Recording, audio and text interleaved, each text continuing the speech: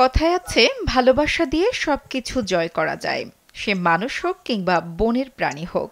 পোষা প্রাণীর সাথে মানুষের সখ্যতার বিষয়টি কম বেশি সবারই জানা, কিন্তু হরিণের সাথে মানুষের সখ্যতা অনেকটা হতবাক করার মতো ঘটনা। হরিণের সঙ্গে মানুষের এমন বন্ধুত্ব সবাইকে অবাক করেছে।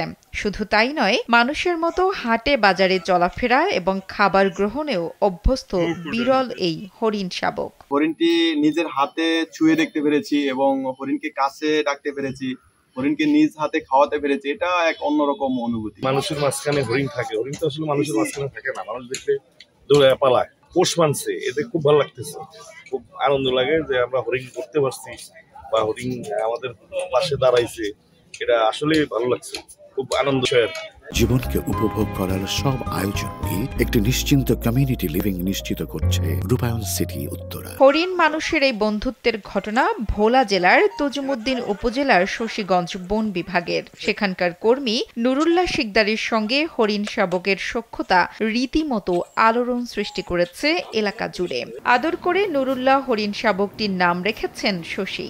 তাদের দুই বন্ধুর একসাথে খাওয়া দাওয়া চলাফেরার ভিডিও এরই মধ্যে ছড়িয়ে পড়েছে সবখানে।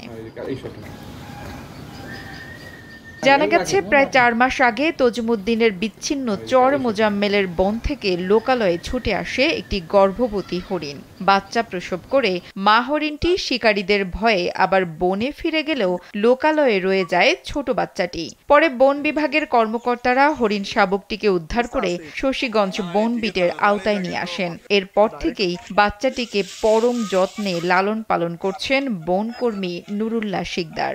এই 4-5 মাস ধরে আমি পালতেছি। টানা 2-3 মাস পর্যন্ত আমি ওরে মানে প্রতিদিনই একেবারে দুধ খাওয়ানো হয়েছে 1.5 লিটার করে প্রতিদিন রোজ। হ্যাঁ, ধরেন ওরে কোনো রকম কমতি রাখি নাই খাওয়ানোর দিকে, কারণ ও তো মায়ের আদর পায়নি, আর জন্মের পর আমারই পাইছে। এই কারণে আমি ওর সবসময় টেক কেয়ার করছি।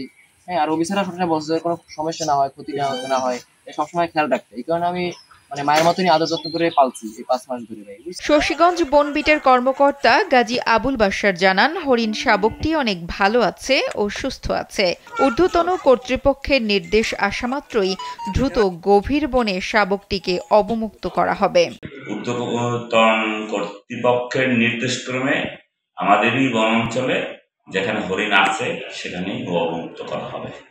স্থানীয় এলাকাবাসী জানান, বনকর্মী নুরুল্লাহর সঙ্গে হরিণের বাচ্চাটি গত 4.5 মাসে যে সখ্যতা গড়ে উঠেছে এটি সত্যি একটি বিরল ঘটনা। প্রতিদিনই হরিণ ও মানুষের এমন সখ্যতা দেখতে ফরেস্ট অফিসে ভিড় জমান এলাকাবাসী।